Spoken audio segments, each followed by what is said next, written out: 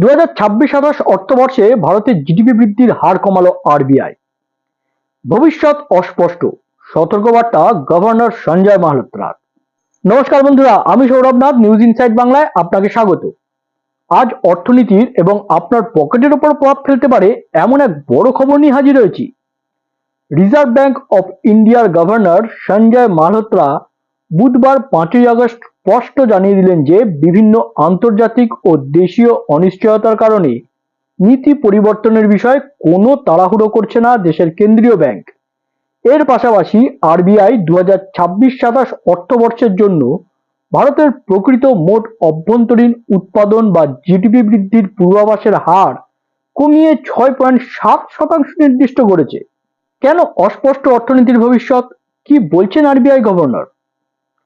Indian এক্সপ্রেসের report অনুযায়ী কেন্দ্রীয় ব্যাংকের মুদ্রানীতি প্রকাশের সময় গভর্নর সঞ্জয় মালহোত্রা বলেন, দক্ষিণ পশ্চিম মৌসুমী বায়ু, এল নিনোর প্রভাব, আন্তর্জাতিক ভূ রাজনীতি এবং বিশ্ব বাণিজ্য নীতির অনিশ্চয়তার কারণে আগামী দিনের অর্থনৈতিক দৃশ্যপট বেশ অস্পষ্ট।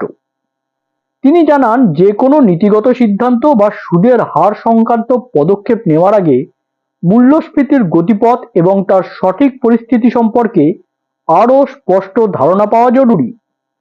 আরবিআই এর লক্ষ্য থাকবে বিকাশ ও মূল্যস্ফীতির পরিবর্তন পরিস্থিতির সাথে তাল মিলিয়ে নীতি পুনর্নির্ধারণ করা।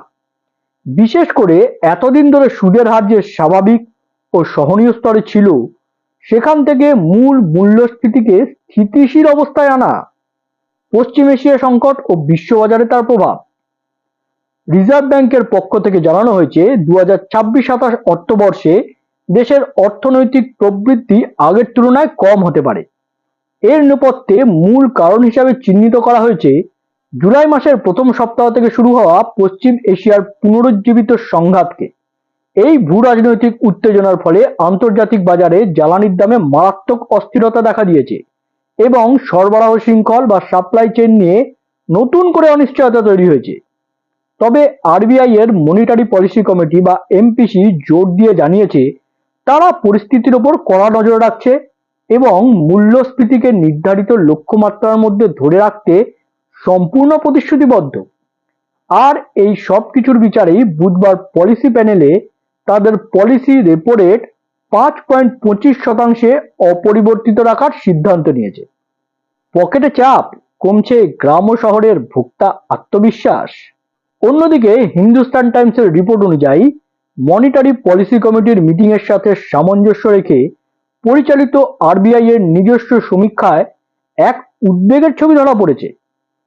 পশ্চিম এশিয়ার সংকট ছড়িয়ে পড়ার পর থেকে দেশের গ্রামীণ এবং শহরাঞ্চল উভয় স্থানেই কনজিউমার কনফিডেন্স বা ভোক্তা আত্মবিশ্বাস ক্রমাগত হ্রাস পেয়েছে। যদিও আরবিআই এর প্যানেলের মতে দেশের অভ্যন্তরীণ চাহিদা যথেষ্ট শক্তিশালী রয়েছে, তবে সাধারণ মানুষের কেনাকাটার ইচ্ছা ও আত্মবিশ্বাস কমে যাওয়া নিশ্চিতভাবেই চিন্তার বিষয়। অবস্থার মোড় কোন দিকে ঘুরে, আরবিআই এর এই সিদ্ধান্তের প্রভাব সাধারণ মানুষের পকেটে কতটা পড়ে, সেদিকেই এখন নজর বিশেষজ্ঞ মহল থেকে শুরু করে আম জনতার। অর্থনীতি ও ব্যবসার জগতের এমন গুরুত্বপূর্ণ খবর সহজ ভাষায় পেতে আজই সাবস্ক্রাইব করুন নিউজ ইনসাইট বাংলা। ভিডিওটি তথ্যপূর্ণ মনে হলে লাইক ও শেয়ার করতে ভুলবেন না। দেশের অর্থনৈতিক পরিস্থিতি নিয়ে আপনার কি মতামত, কমেন্ট সেকশনে আমাদের অবশ্যই জানান। দেখা হচ্ছে পরবর্তী ভিডিওতে। সুস্থ থাকুন, সচেতন থাকুন। নমস্কার, জয় হিন্দ।